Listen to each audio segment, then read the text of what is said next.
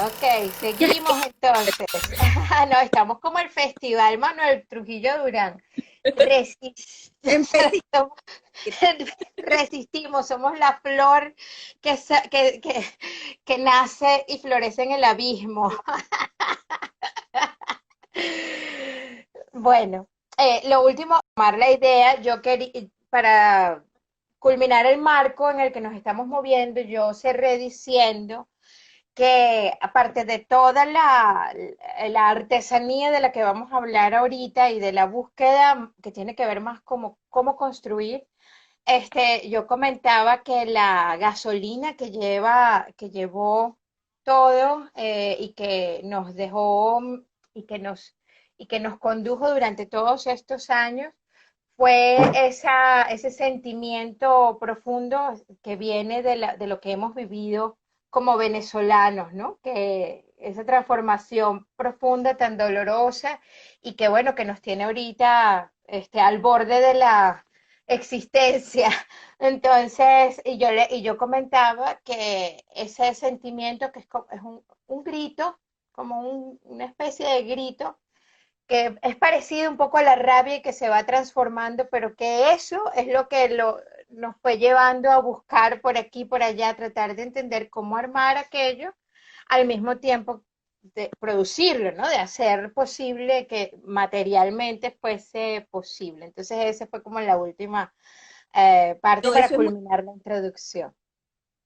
no, lo que dice Anabel es muy interesante de la motivación, de contar una historia, de esa motivación tiene que estar ligado también con algo que realmente te afecte profundamente y de lo que quieras hablar y de lo que quieras reflexionar, ¿no? Y ambas, Anabel y yo, y también todo el equipo que nos acompañó, tiene esa intención también y el documental es realmente un medio ideal para esa reflexión, porque hay una observación de lo que está ocurriendo, eso te obliga también a mirar las cosas detenidamente y a escuchar a la gente detenidamente, ¿no? Porque en ese momento en que empezamos todo ese proceso de filmar con primero el galeón y después el largo, pues había una confrontación muy grande, ¿no? Una polarización muy grande y había no nos estábamos escuchando nosotros, ¿no? Entonces, yo creo que el documental también, una de las primeras, bueno, creo que el primer paso siempre es la observación y la escucha, ¿no? Ir a algún lugar y entender qué es lo que está pasando allí, escuchar a la gente. Yo creo que un poco eso fue lo que pasó con el Galeón. El Galeón es la historia de un niño bueno, Luis, que tiene 12 años y que quiere participar en una carrera no sé si algunos de los que están aquí lo han visto, pero quiere participar en una carrera de barriles, ¿no? Que ellos pues se arman con los barriles estos, unos barquitos y hacen esta competencia, ¿no? Entonces, bueno, Anabel lo había visto y nosotros fuimos a Congo con esa idea de filmar eso, que pues tú sabes, esta, digamos, esta experiencia tan particular de esta infancia, de este niño, ¿no? En este lugar que está pues rodeado de agua por todas partes y que son unos niños muy habilidosos que por supuesto nacieron y crecieron allí, tienen toda una relación con la naturaleza y con el lugar extraordinaria y queríamos como un poco explorar la historia de este niño y cuando fuimos pues, tú sabes, hablamos con él muchas horas, hablamos con sus hermanitos, y bueno, de pronto nuestra casa se convirtió, tú sabes, así como en el centro de la actividad en el pueblo y empezó a venir mucha gente a conversar y en esa conversación, en esa escucha empezaron a surgir las ideas también, ¿no? Porque siento que pues un guión o una historia, algo que uno quiere contar, a veces viene de muchos lugares, viene de una imagen, como a Anabel, esa imagen de esos niñitos compitiendo en los barriles de petróleo, porque estaban literalmente nadando el petróleo, ¿no? En las playas allí se consigue. Pues esa imagen le impactó a Anabel y a partir de ahí fue que regresamos al pueblo a encontrar las historias humanas, ¿no?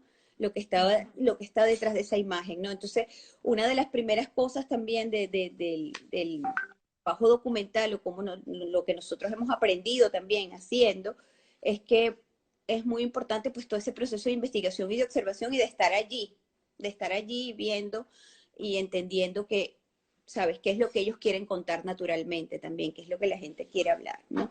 Sí.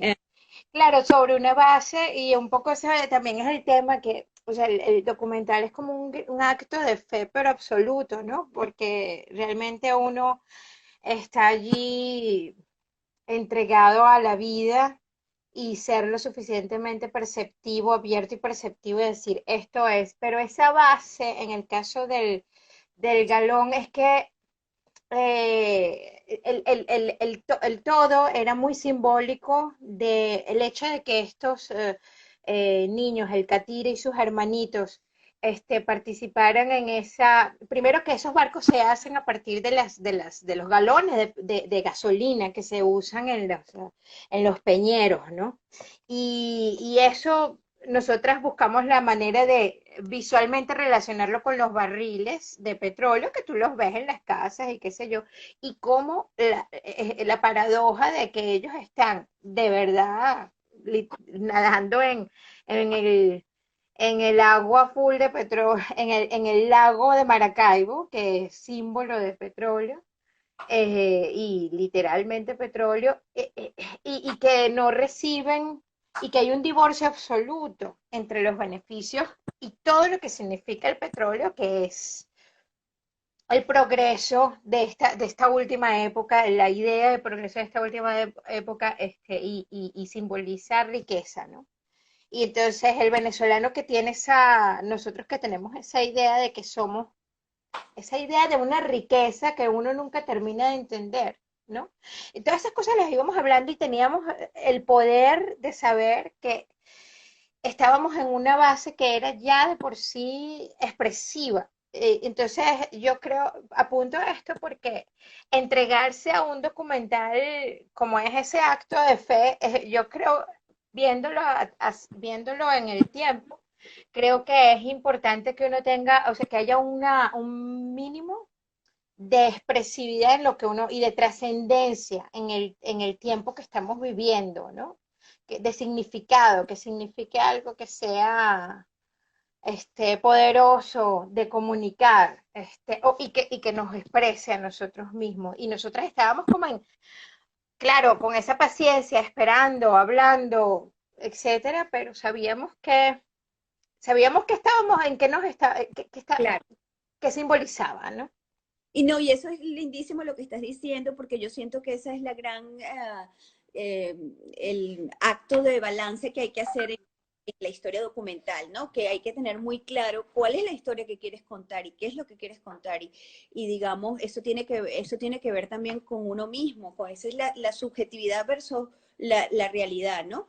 Porque Ujú. entonces es algo que lo real y lo simbólico, ¿no? Lo real y lo metafórico. Entonces, son estos dos elementos en los que estás todo el tiempo jugando, ¿no? Primero lo que está allí y luego lo que tú quieres contar con lo que está allí, ¿no? Entonces, pero bueno, digamos que eso es un acto también de intuición, porque muchas veces, o sea, la forma en que nosotros fuimos trabajando estas historias también tenía que ver pues con la visita, la observación, entender más o menos quiénes eran nuestros personajes, qué era lo que estaba ocurriendo allí, y luego, no sé, reflexionar y entender la historia, y luego cuando vuelves otra vez la historia te sorprende, ¿no? Cuando vuelves otra vez a filmar, y hay que balancear eso, ¿no? Tener el guión y la historia en tu cabeza y lo que tú quieres contar y para dónde quieres ir, y al mismo tiempo ser capaz de escuchar lo que está ocurriendo y escuchar el cambio, ¿no? Y Anabel es maravillosa con eso porque Anabel tiene una gran intuición y ella va, sabes, de pronto tú querías filmar esto, pero esta otra situación se vino y es una situación que es espontánea, que es real, que es lo que está ocurriendo, entonces, por supuesto, tú sigues con eso, ¿no? Entonces, pero, por supuesto, bueno, nosotros creemos que todo acto de filmación es subjetivo y que si uno no lo tiene claro, ¿no? Si uno no tiene claro está buscando en la realidad, pues no, o sea, no hay historia que se pueda contar. Y Ajá. Y ahí viene un poco el tema de cómo algo que no es tan usual es esta colaboración entre el impulso de un documentalista, digamos que en este caso es el que llevaba yo, un poco más desde esa emoción que les describía, y Marianela, que es una maestra Jedi de la dramaturgia, de verdad, o sea, de verdad. Entonces, que viene, o sea, que su trabajo diario desde hace muchos años es trabajar en la artesanía de historias. Y a mí me interesaba conseguir un relato naturalista, pero que tuviese, o sea, algo clásico. Para mí lo más elevado artísticamente es poder llegar a eso clásico, Mari. Quizás no esta cosa aristotélica del héroe que tiene un viaje y que al final tiene un viaje de redención, que esa es más o menos la historia hegemónica que vemos más frecuentemente, pero sí estructura con una estructura que realmente vaya llevando la historia como si fuese naturalista. Eso es lo que yo estaba buscando y así empieza la colaboración. Y esto que estabas diciendo tú, yo creo que en ese punto es donde estos dos mundos coinciden, porque uno, en el caso del galón, la pregunta central, como es un corto y realmente son secuencias muy cortas, al final hace como un octavo de película, realmente teníamos, era una pregunta central, que era, y como dos líneas de pensamiento, la historia literalmente, o lo que se llama en inglés el plot, y por otro lado, que era lo que estábamos buscando como tema, ¿no? Pero el uno establecer, en el caso del galón estoy tratando de acordarme esa pregunta central, porque nosotros conectamos primero con el catire, el personaje central, que en el caso, para el documental eso es fundamental, porque es con quien uno existe como audiencia, ¿no?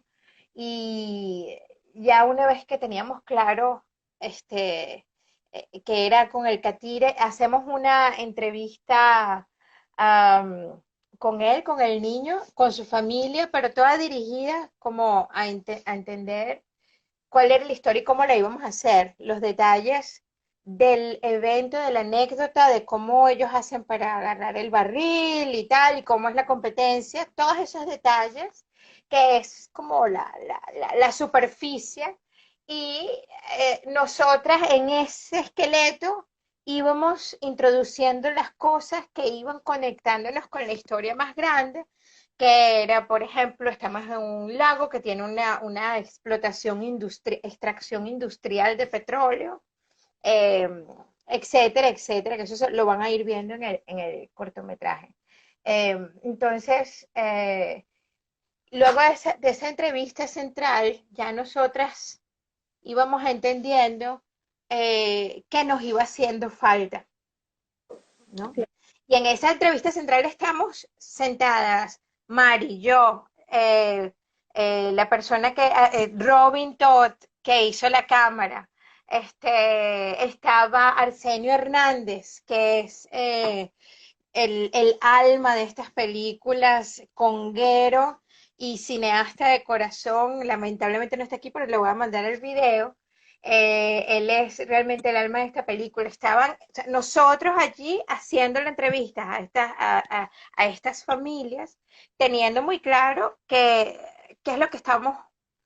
Es una entrevista además elaborada con un principio, un desarrollo y un final, siempre con ese sentido de, de- este, del de, storytelling, de qué es lo que ujú, estamos contando, ¿sí? ujú, ujú, ujú. Y una vez que tenemos esa entrevista, que tenemos eso, yo no recuerdo bien cómo fue, pero normalmente nuestra dinámica era grabar, llegábamos en las noches, discutíamos en qué punto estamos, hacia dónde vamos, qué tenemos, y eso era escribir, escribir. Marianela tiene cuadernos y cuadernos con historias relativas a la película y las paralelas, que son Exacto. las, las más interesantes. La película. Y ahí vamos armando aquello, realmente. ¿Qué nos hace falta? Eh, ¿Qué nos hace falta? Preguntas claves que tú puedes mencionar ahorita, como por ejemplo, ¿cuál es la motivación del niño? ¿Hacia dónde va? O la que le encanta a Mari, la pregunta que le encanta a Mari como freudiana, que es, ¿cuál es el deseo que mueve a, a esta persona o a este niño o a esta, en este contexto, ¿no? Porque claro, buscando el motor que realmente mueve a este ser humano, pero eso no se lo puede inventar uno porque es que realmente estás, o sea, tú estás Siempre, trabajando, él te está abriendo su vida para, este, tú hacer honor a ella y contarla de la mejor manera. Uno lo está como más bien como esculpiendo, pues, totalmente. sacando para poder ver un hueso, un aspecto de esa persona. Entonces, no sé si quieres comentar sobre Sí, esto de de lo que uno busca, ¿no? En claro, el momento la de esa entrevista. humana, ¿no? Cuando todos nosotros tenemos un deseo en la vida, ¿no? O a veces en un momento de la vida, ¿no? Y a veces esos deseos son muy sencillos, ¿no? A veces, como el deseo del catire era participar en en esa competencia, que es un juego, pues, porque era una cosa divertida y él no tenía el barril, no tenía el galeón. Entonces, lo que ocurre a veces es que eso que estaba hablando Anabel de estos diferentes niveles o sí, niveles para contar una historia, ¿no? Y ahí está lo real, que a veces esa línea narrativa es muy sencilla. A veces una persona lo que quiere es, mira, yo lo que quiero es realmente ir a la escuela, o yo lo que quiero es mudarme para otro lugar, o yo lo que quiero, son cosas que es lo que le dan al final la estructura a la historia, ese deseo del personaje que orgánicamente tú lo vas siguiendo. Pero claro, hay que tener esa paciencia para encontrarlo, porque a veces incluso la misma persona no lo conoce, ¿no? No lo tiene consciente ese deseo, ¿no? Y normalmente ese deseo le da la columna vertebral a la historia, ¿no? En el documental. Cuando tú eliges también, era otra cosa que a mí me gustaría que habláramos, era sobre esa elección de los personajes, ¿no? Porque la elección de los personajes es fundamental para contar la historia y tiene que ver con el tema que tú quieres hablar y con el conflicto que tú quieres presentar. Y entonces, pues, hay que elegir también un personaje que nos abra el mundo a todas estas cosas, ¿no? Entonces, a veces hay una conexión con el personaje que es totalmente inconsciente, que es totalmente intuitiva, tú te gusta y eso hay que escucharlo, por supuesto, ¿no? Te gusta este personaje, conectas con él, la conexión con esta otra persona es muy importante. Y a partir de ahí empezar a entender qué es lo que este personaje quiere, ¿no? Que, para dónde va, cuál es. Y es interesante porque cuando uno realmente se conecta con la gente y entiende, uno empieza como a predecir, que yo le decía a Anabel que ese es el ejercicio de la predicción, ¿no? Donde tú dices, bueno, este niño en realidad anda buscando es una familia, o este niño lo que quiere es esto, ¿no? Porque tú lo veías allí y más o menos empiezas a entender que para dónde va esta historia, para dónde va esta historia orgánicamente. Algunas veces es muy sencillo porque tú, bueno, tienes una persona con un sueño, una persona, no en este documental, pero en otros, ¿no? Donde tú dices, bueno, esta persona quiere convertirse en esto, entonces, bueno, es allí el hilo conductor de la historia. Pero algunas veces es más difícil de encontrarlo, ¿no? Y alinear ese deseo, luego de que uno tiene pues el deseo de estos personajes, de esta gente que tú conoces que te puede tomar 2 días, 3 días, 10 minutos para entenderlo, ¿entiendes? Algunas veces toma mucho tiempo y otras veces es más rápido, ¿no? Y es que es el hilo conductor de la historia, pues, y a partir de ahí van a aparecer varios temas en los que uno quiere trabajar. Y el otro elemento que es muy importante en estas historias de la vida real es entender cuáles son esos obstáculos que esa persona se va a encontrar para alcanzar ese deseo que tiene, que puede ser consciente o inconsciente, ¿no? Y allí tú sabes, y luego, por supuesto, en la película larga, que fue una historia coral, Anabel quería contar muchas historias, al final terminamos realmente contando tres, bueno, cuatro, pero hay todo, digamos, un retrato del pueblo, así como el Galeón era un retrato de un niño, y es un poco como la exploración de la infancia en ese lugar, pero por supuesto toca los otros temas de, bueno, es un niño trabajador, es un niño pescador, es un niño que no va a la escuela, es un niño que, bueno, que un niño súper carismático, hermoso, conectado con la naturaleza de una forma El increíble. catire es famoso yo supongo que en Venezuela, pero en el estado Zulia yo creo que mucha gente conoce ese catire. Sí, Que bueno, por cierto, un muchacho aquí preguntó, se llama algo como cine panorámico, pero él dice, Él pregunta, ¿estaba este mismo personaje, el niño transformado en un joven quizás más adulto? No, cine panorámica no.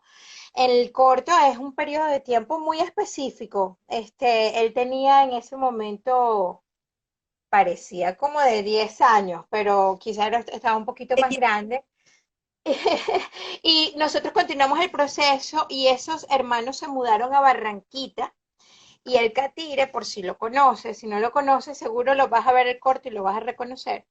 El Catire ya tiene, debe estar por el segundo muchacho y debe estar como por los 18 años.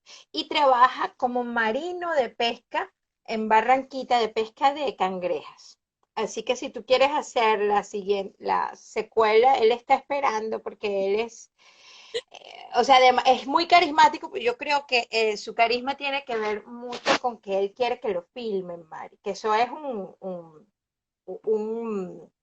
tiene, tiene sus dos facetas, una que es difícil que se abra de verdad la persona, sino que siempre está como con una máscara, pero en su caso él es un actor natural, pienso yo. No, y además es una persona, es un muchachito muy seguro de sí mismo, muy interesante, ¿no? De, Ujú, por esa habilidad que tiene, a mí me llamaba mucho la atención lo habilidoso que era con todo, ¿no? Y como que sí. tú eras muy segura con él, nos metíamos en cualquier lugar y él siempre era un guía increíble, ¿no? Que se conocía todo ese lugar así de una forma Sí. eh, con, con mucho aplomo.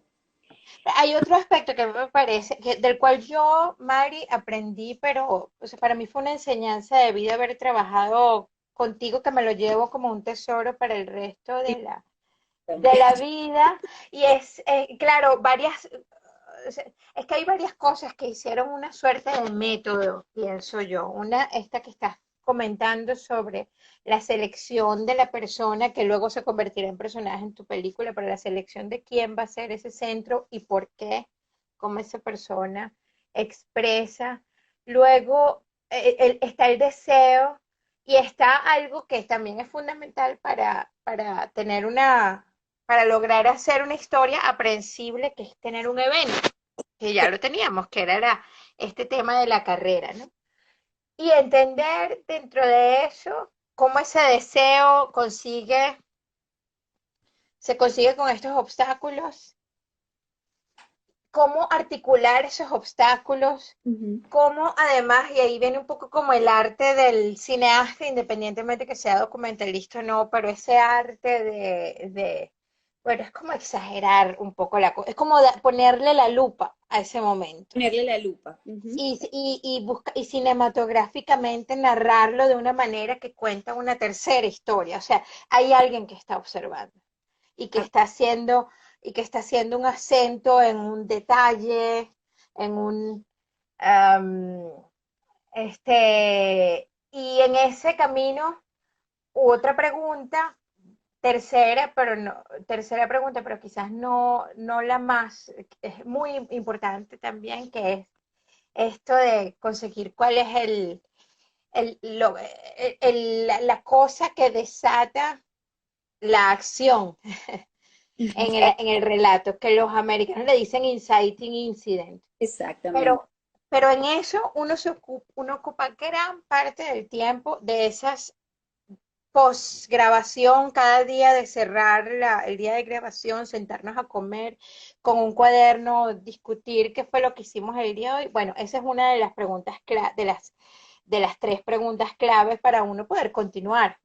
Sí. Este, qué es lo que estamos, en el caso del galón era el, el inciting incident, Mari?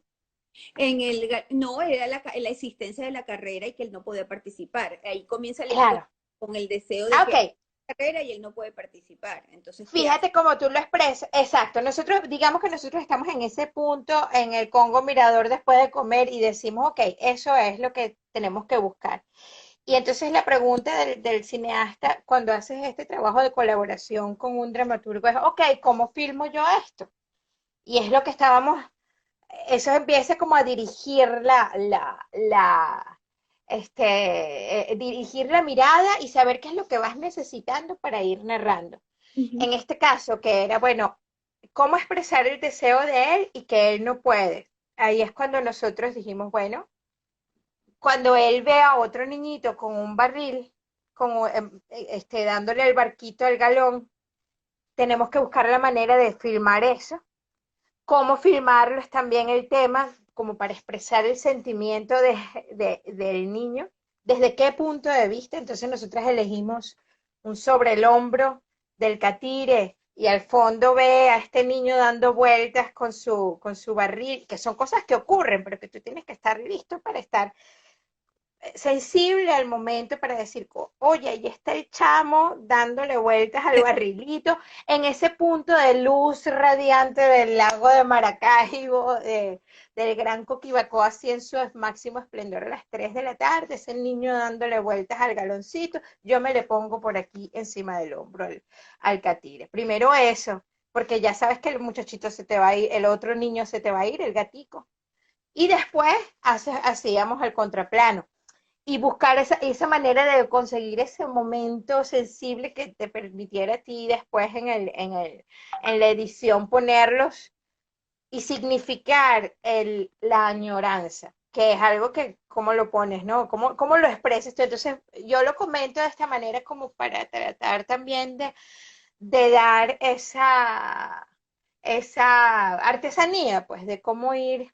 No, eso es bello, ese ejemplo, porque es sencillo y se entiende que es una cosa de buscar la oportunidad, pero de tener claro qué es lo que estás contando para que esa oportunidad se haga visible, ¿sabes? Ujú, Porque ujú. vemos que estamos buscando, entonces empezamos a filmar el mundo y filmar el mundo lleva a la perdición. Pero una cosa también importante de este trabajo, ¿no? Que en el documental son siempre, tú sabes, la idea de la historia, del tema, del personaje, de qué quiere el personaje, de estos posibles conflictos que se puede encontrar el personaje, del mundo que lo rodea y de cómo eso se abre al tema, ¿no? Y luego, pues, la cámara, ¿no? ¿Cómo hacemos para filmarla? Porque esto que dice Anabel es que hay una compenetración, tiene que haber una compenetración con el equipo de que todo el mundo sabe qué es lo que está buscando para que el cámara pueda también tener esa búsqueda, ¿no? Fíjate que Robin, cuando hicimos el galón, él se le ocurre esta idea de montar las camaritas estas, ¿te acuerdas, Ana? De los aviones, y Ujú. fue increíble porque esa es la experiencia del niño, es estar siempre en los ojos, ¿no? A través de mirar la historia desde la subjetividad. Y eso nos permitió de repente filmar debajo de las casitas cuando ellos se andaban en los barquitos y se montaban debajo de las casas y Ujú. pasaban debajo de las casas y cómo veían, miraban la escuela desde abajo, desde el piso, Ujú. además Ikatina no quería ir a la escuela, pero Ujú. entonces eso nos permitió un poco explorar, sabes, esa visión del niño. Entonces, creo que es también muy importante cómo cuando tú, la historia, el deseo, el tema, la motivación de la historia, eso va permeándose en todas las otras, en todas las otras áreas, ¿no? Porque la cámara, entonces tú no estás pensando, ¿y dónde pongo la cámara? No, ya tú sabes dónde la vas a poner, porque ya tú sabes lo que andas buscando, ¿no? Ujú. Entonces, realmente eso ayuda muchísimo a entender cómo contar la historia, cuál es la historia, cuál es la motivación, qué es lo que queremos explorar con este personaje en este lugar, nos lleva eventualmente a encontrar lo visual y lo sonoro y cómo, ¿sabes? Y todo lo demás, ¿no? Ujú. Entonces, Ujú. todo Ujú. conectado. Y hay una cosa muy linda que yo quisiera hablar, Ana, especialmente del Congo, porque bueno, la historia del largo es completamente diferente, pero en realidad nace con el corto, porque Ujú. estamos siguiendo a los adultos, ¿no? Y nos centramos dos mujeres en particular, donde había una confrontación de muchas formas, no sé si tú lo quieres relatar un poquitito, pero entonces como que pasamos a la historia de los adultos, ¿no? Y los niños siempre son, pues, siempre se abren a ti, siempre estaban realmente, fue muy sencillo filmar con ellos porque hay una honestidad y un cariño y una apertura, pero de pronto entonces vinieron los adultos donde también hay digamos, otro paso, que es el acceso a los personajes. Nosotros empezamos, ¿cómo elegir estos personajes en este pueblo que es un lugar increíble y maravilloso para filmar porque la gente, bueno, así lo siento yo, es, la gente es muy abierta y muy auténtica y siempre te está diciendo lo que piensa y lo que siente de una forma natural, ¿no? Y, pero obviamente cuando tú le dices, bueno, yo quiero filmarte durante 5 años, ¿no? No todo el mundo eh, quiere eso, ¿no? No, no todo el mundo se imagina que va a estar siendo seguido por tanto tiempo. Entonces ese acceso a los personajes es indispensable y cómo lograrlo, ¿no? Cómo lograr esa comunicación y cómo lograr que ellos estén de tu parte y que entiendan que esta historia hay que contarla, ¿no? Que ellos quieran participar y que quieran abrirse, que cada vez que vas a filmar conectas un poco más y realmente los conoces un poco más. Eso es un proceso de tiempo que uno no lo puede acelerar tampoco, ¿no? Ujú, ujú. Y yo creo que Anabel tiene algunas reflexiones muy lindas de eso de a veces hay que estar allí y no filmar, a veces hay que estar allí y simplemente escuchar y entender qué es lo que está ocurriendo allí para que exista esa conexión auténtica. Si no existe la conexión auténtica, no se verá en la cámara, pues no se verá. Sí, sí, sí, sí, sí. Bueno, en mi ideal, yo todavía sueño, Mari, con realizar una película documental, pero viviendo en el lugar. Realmente penetrar lo más posible. Y lo comento porque cuando vean Érase una vez en Venezuela, eh, se van a dar cuenta que en muchos casos um, el límite entre el que mira y el que es mirado o sea, realmente se siente como una sola cosa que fluye. Y eso fue porque nosotros cada vez que íbamos, estábamos 3 semanas, 2, 3 semanas, y durante 5 años se fue haciendo una relación. Y ese hecho del estar es fundamental, del cómo uno está eh,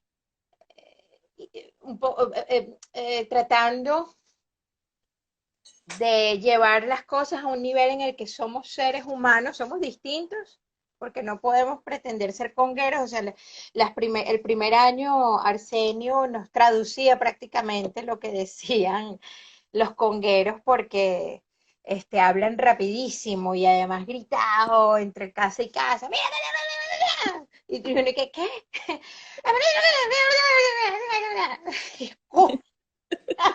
Y entonces uno que, bueno, y uno, ¿sabes?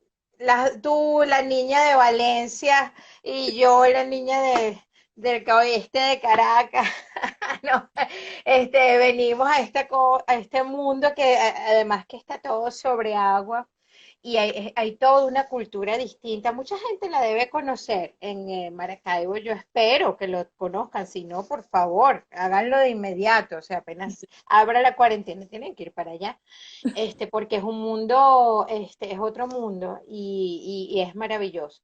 Y al mismo tiempo, un poco grotesco también, ¿no? Entonces,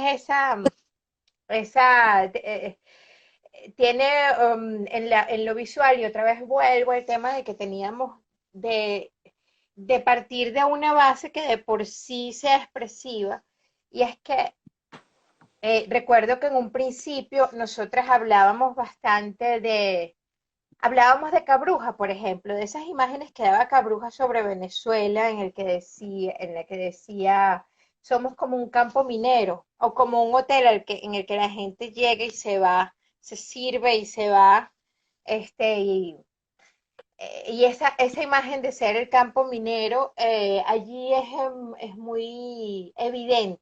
Sí. Y además que o sea, es la pequeña Venecia literalmente. Entonces, eso que parece evidente y que quizás no tiene por qué ser tan importante,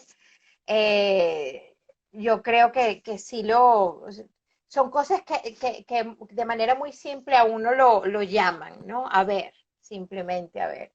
Y luego, en medio del rodaje, de El Galón, por las mismas familias, escuchamos que el pueblo se estaba perdiendo porque se estaba sedimentando. El río Catatumbo se le abrió los mismos pescadores y productores, porque allí hay, los pescadores pueden ser ganaderos también, en el Catatumbo abrieron un brazo hacia esa laguna y aceleradamente esa laguna se fue llenando de sedimento. Aceleradamente fue al cabo de unos 10 años, ¿no? Y la gente eh, había por varias vías, se había pedido ayuda al gobierno. Y bueno, esto es una historia prácticamente cliché latinoamericano, no quiero decir ni siquiera solo venezolana, sino aquella cosa del pueblo remoto, de la gente en el pueblo remoto, además donde hay una riqueza y un bagaje cultural y espiritual intangible, como le dicen los de la UNESCO, que es tan rico, ¿no? Una mitología tan rica y un mundo tan rico, pero que está por allá abandonado. Entonces esa cosa, ese principio, digo abandonado, abandonado por el Estado, abandonado por esa, por el gobierno y por el Estado. Y claro, esa es una base que se sintoniza con lo que queríamos, nosotras queríamos hablar de eso, queremos hablar de qué es lo que pasa en el país, queríamos hablar de qué significa, además de qué significa la Venezuela de hoy dentro de un sistema totalitarista, ¿verdad? Sí. Y si bien estábamos en este pueblo remoto y en este marco de hablar de ese abandono prácticamente arquetípico del pueblo latinoamericano, este, además teníamos las antenas abiertas a entender cuál era la relación de esta gente, de esta comunidad, con aquello que viene de lo que para mí es el totalitarismo, ¿no? Y cómo se manifiesta eso. Y ahí viene, ahí viene el empezar a pensar en una historia. ¿Cómo se manifiesta eso? Bueno, por ejemplo, luego de un año de estar allí, entendimos que aparte de la celebración a la Virgen del Carmen, que es la matrona del lugar, y de las fiestas de ofrenda a San Benito, el tercer evento más importante allí son las elecciones. Y claro, cuando hablamos de eso, hablamos de cualquier pueblo en Venezuela. Es más, hablamos de nuestra propia vida, porque un poco así han sido los ciclos, ¿no? Y con el tiempo y mostrando la película me doy cuenta que en lo más esencial se comunica con gente de todas partes del mundo, o sea, lo que significan las elecciones como evento social. Y en el caso del pueblo es el evento. Entonces, como de lo que queríamos hablar es de los efectos del totalitarismo en la gente, como uno o en la gente, y en este caso en el Congo Mirador, que es lo más remoto, lo más, pero al mismo tiempo lo más, ¿cómo decirlo? ¿Cómo denominarlo sin decir mágico? No sé, pero realmente tiene mucho de magia, mucho de Un, de, un lugar muy auténtico y lleno de cultura también, porque sí, hay una cultura muy rica allí en sí, todo, toda la artesanía, en la pesca, en la poesía. ¿Te acuerdas al sí, comisario? Todas las claro. increíbles. Congo Mirador, el sur del lago de Maracaibo, es de los sitios donde aún, y está en desaparición, pero aún se practica la declamación de décimas. Así como en Margarita quizás está mucho más vivo, pienso yo, pero en el caso del Congo Mirador, hay todo un relato de la memoria a través de las décimas. por ejemplo, y que, bueno, cuando se muera Arsenio Hernández, él los tiene todos en su cabecita y nosotros la grabamos, no está dentro de la película, pero está para la posteridad y para archivar y para compartir, por supuesto, un repertorio de décimas que hablan de la historia del Congo Mirador y que es interesante porque las décimas vienen de, bueno, de los 1500, llegan al país, una tradición que viene en ese momento, pero bueno, está eso. Y está también como toda una imaginería que uno la conoció quizás a través de, por ejemplo, la literatura de gallegos, ¿no? Y ahí viene el tema de que una de las personas con las que nos empezamos a relacionar es una señora que bueno, yo digo, Doña Bárbara existe, Gallegos lo que hizo fue documentales, él lo que hizo fue como Marianela, agarrar sus cuadernitos y anotar todo lo que él veía y armó con eso una historia.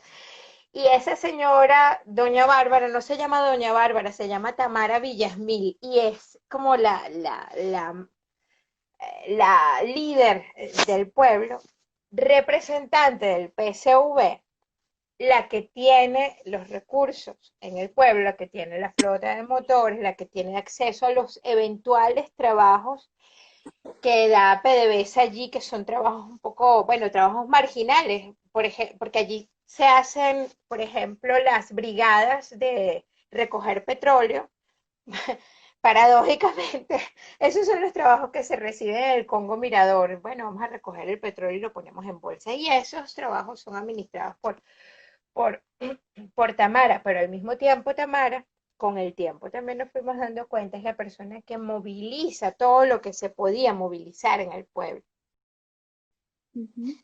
Y allí nosotras fuimos en un viaje que fue, yo les comentaba que partimos de algo parecido a la rabia, ese grito, y que uno lo dirige muy fácilmente hacia el otro que uno considera distinto y allí la polarización, ¿cierto? Oye, yo dirijo toda mi dolor hacia el otro que no solo que no piense como yo, que represente un sistema que es represor y abusador y totalitario. Entonces uno lo pone en la persona y resulta que con el tiempo, y lo van a ver en la película, cuando la estrenemos en Venezuela a final de año, eh, con el proceso, vimos que esta señora, uno de los arquetipos del chavista, de la persona que es partidario del chavismo, no hablo de los enchufados, no hablo de los que están, de los que son, bueno, mejor no hablo mucho porque Tamara también se aprovecha un poco de la cosa, pero no a un nivel en el que lo hacen los de la élite, sino que es una persona que también también es víctima de todo ese sistema. Por supuesto. Es un, Y no, entonces un poco así, ahí es, y entonces poder articular todo eso, mira, ¿cómo articulo yo cuál es la influencia del totalitarismo? ¿Cuál es el evento que lo va a permitir? Las elecciones.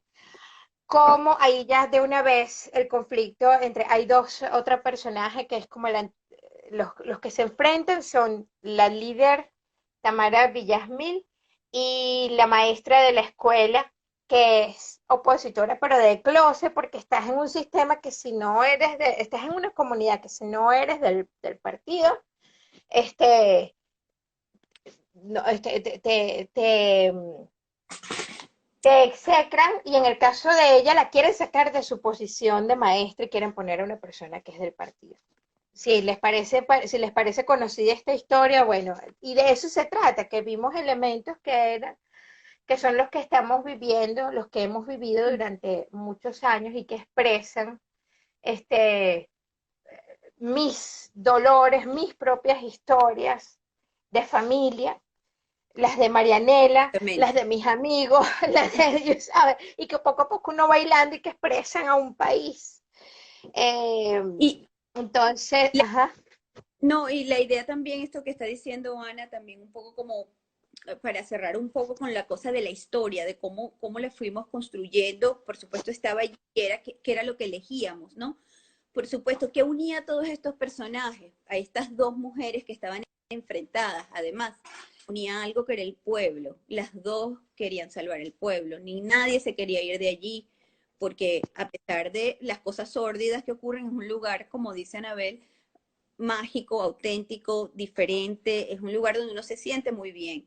Entonces ellos, y era un poco, ese es el dilema del país, ¿no? Estamos enfrentados o estuvimos enfrentados por mucho tiempo porque ahora la polarización no es tan intensa, pero, pero realmente, ¿qué nos une? Pues ese deseo, ¿no? Y entonces ahí a mí nos parecía súper conmovedor, todos los días además eran muy impactantes emocionalmente, siempre terminábamos llorando en algún momento porque ver esto dramatizado, lo que el drama de nuestro país en el día a día es muy impactante, ¿no?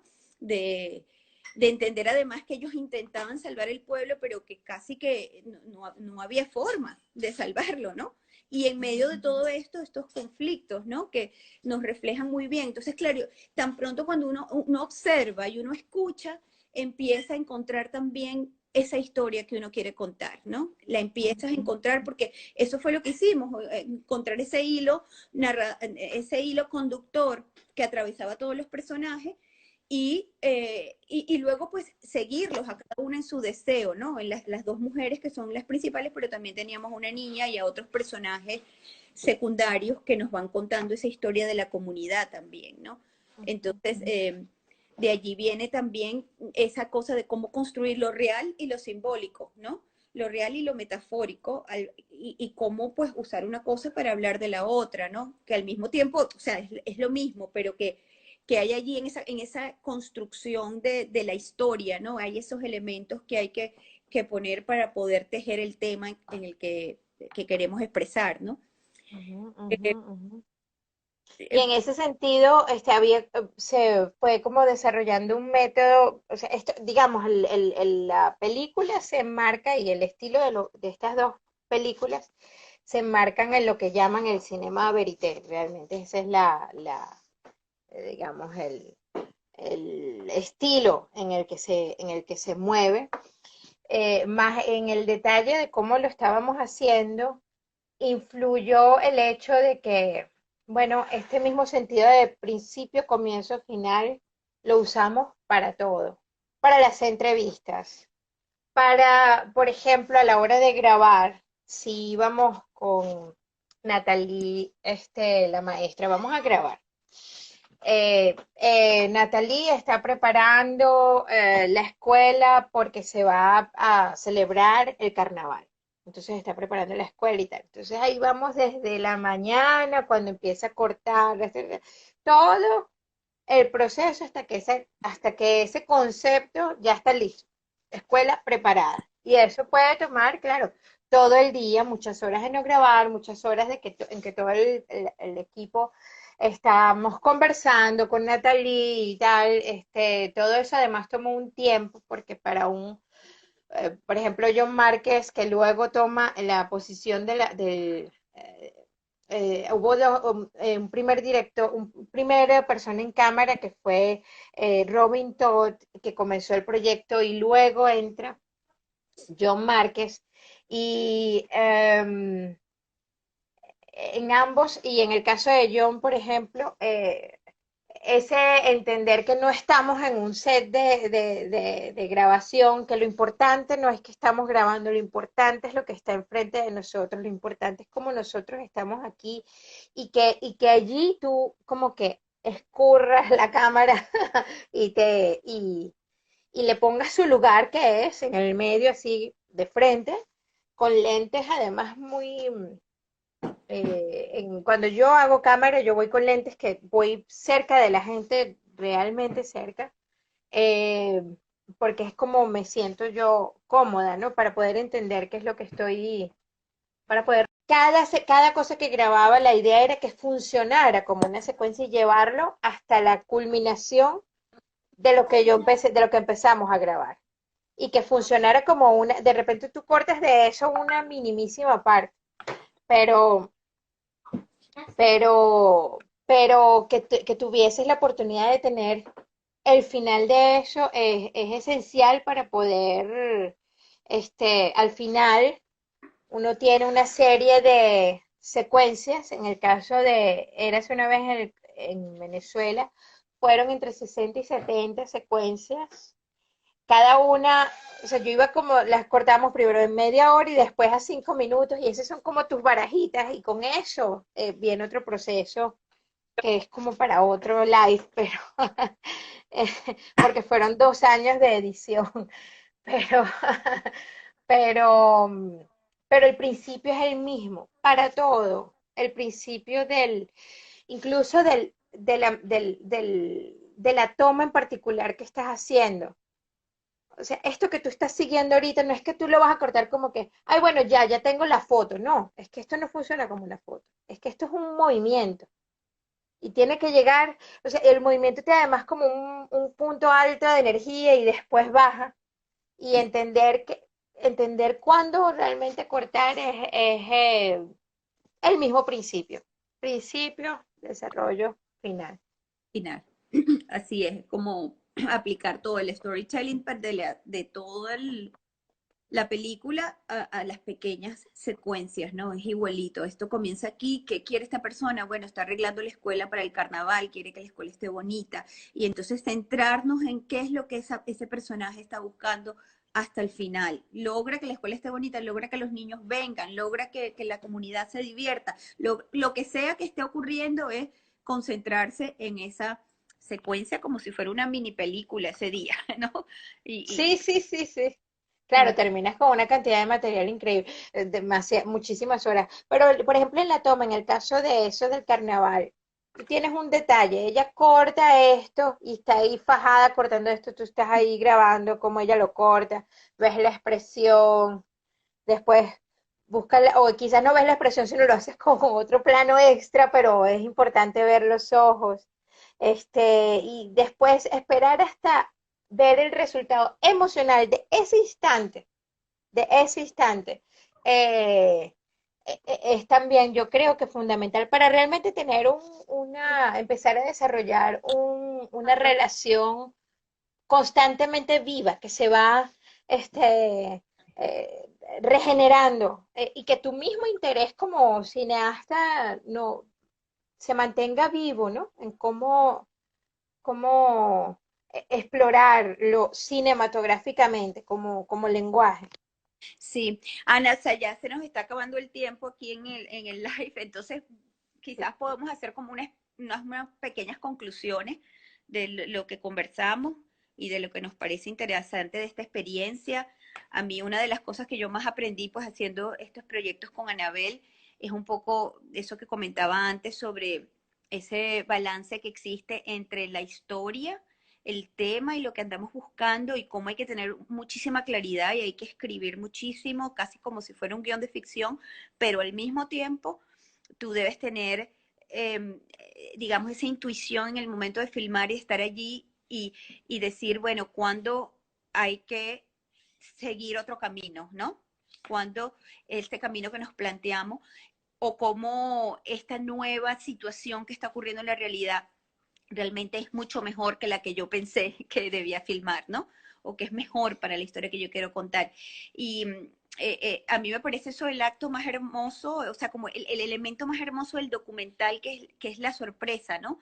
Que es lo espontáneo, que es esos momentos, a veces hay momentos en que jamás nos esperábamos que eso terminara en la película, pero que terminó en la película porque hay una cosa ahí auténtica, una cosa de verdad emocional que es eh, sabes, que es muy importante a la hora de contar una historia documental, ¿no? De que esos momentos existan. Entonces, yo siento que, y la historia en Congo, como se filmó en Congo, yo creo que la gente allí es maravillosa porque son muy auténticos.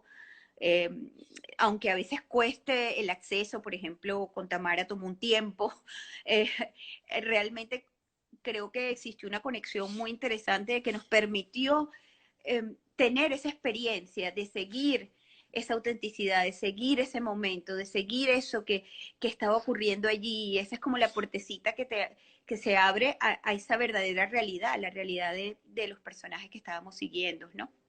Ujú, ujú, ujú, ujú. Y yo en esta colaboración lo que, bueno, nosotras además somos muy amigas, hermanas de esta tribu del cine, y yo quiero seguir trabajando contigo hasta que se me caiga, hasta que me quiten los Claro, dientes. estamos aquí. Pero en este momento, o sea, a mí me marcó, eh, porque me marcó esta experiencia, porque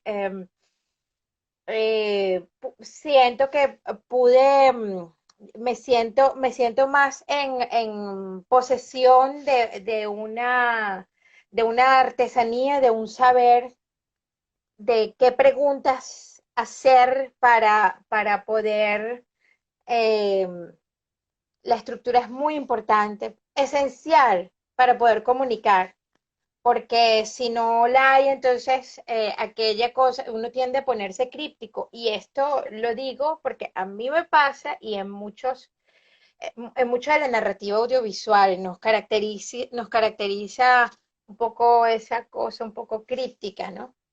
Difícil de entender. Bueno, en este caso, con estas herramientas pude, me siento mucho más afinada con respecto a qué preguntas hacer para armar esa historia. Y creo que de todo, una vez que tienes la materia, una vez que tienes ese impulso y la persona y la situación, el resto es construir, construir, construir para que realmente sea expresivo. Absolutamente. Pero, y también, pues, yo sé que en el festival, pues, hay muchos jóvenes venezolanos que están empezando a hacer cine y bueno, que hay muchas historias que contar en Venezuela y están allí al ladito, están ahí, abres la ventana y las vas a ver y que a veces mientras más pequeña es la historia y más cercana es la historia y la conozcas mejor, la historia va a salir, va a ser más auténtica, va a ser más verdadera, va a estar más cerca de tu corazón. Entonces, hay muchas historias que contar y muchas cosas que se pueden hacer sencillamente, incluso con un celular o con, sabes, si uno tiene ese poder de observación, de atención, de escuchar y de ver esas historias, ¿no? Que están allí. Pues ya nos Sí, queda muy poquitito tiempo, entonces, sí. bueno, agradecerle a Viviana, a toda la gente del festival por hacer este gran esfuerzo de mostrar pues el cine venezolano y por habernos invitados también. Muchas Totalmente, Viviana adelante y Festival Manuel Trujillo Durán, nuestro más antiguo festival, creo yo. gracias. Si no es el más antiguo, es uno de los más antiguos. Gracias y pa'lante, seguimos pa'lante. Bueno, muchas gracias a todos los que estuvieron por aquí y bueno, un abrazo a todos. Hasta luego. Chao.